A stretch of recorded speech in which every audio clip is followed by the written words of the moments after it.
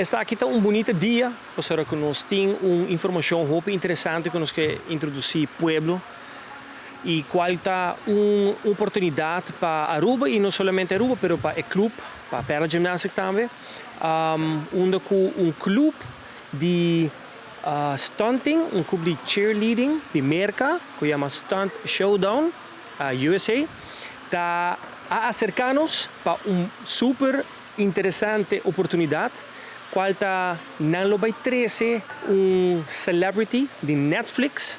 Se houve muito na conta Cheer Netflix, não vai conhecer o nome aqui que se chama Gabby Butler. É muito mais hope conhecido no mundo de cheerleading, de stunting, e nos há a oportunidade para por bem fazer uma clínica aqui na Aruba. Ela começou no momento onde ela toma contato conosco e de verdade nós não expect que nós também temos um celebrity que também bem Aruba. E uma vez que nós vai de meetings, nós chegamos no ponto que, ok, isso aqui é verdade. Nós chegamos a um acordo, aangezien que uma pessoa de hobby reconhecida do mundo de cheerleading, do mundo de Netflix também. Stunt Showdown avisa não, nós também apoiar o projeto aqui, nós queremos trazer a clínica na Aruba e não tem bom contato com a pessoa aqui, dus Gabby Butler.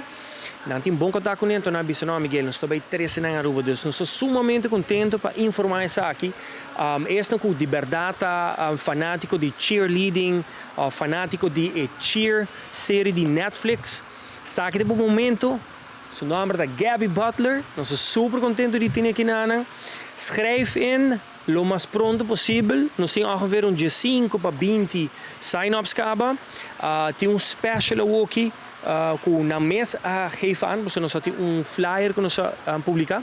Na $135, pero na bisa Miguel, você Kiko, nós está willing para invest a parte aqui e não que vai dar dia 5 spot no $25 solamente.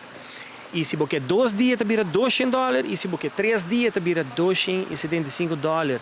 É um momento sumamente bonito, não somente que nós temos o trajeto que de pipeline para introduzir cheerleading na Aruba, nós decidimos tomar a oportunidade aqui em Ibiza. Essa aqui é uma bonita introdução de esporte aqui que está grandíssimo na América. Trazer na Aruba, para ser muito na Aruba também ser reconhecido com stunting, com cheerleading, que está sumamente interessante.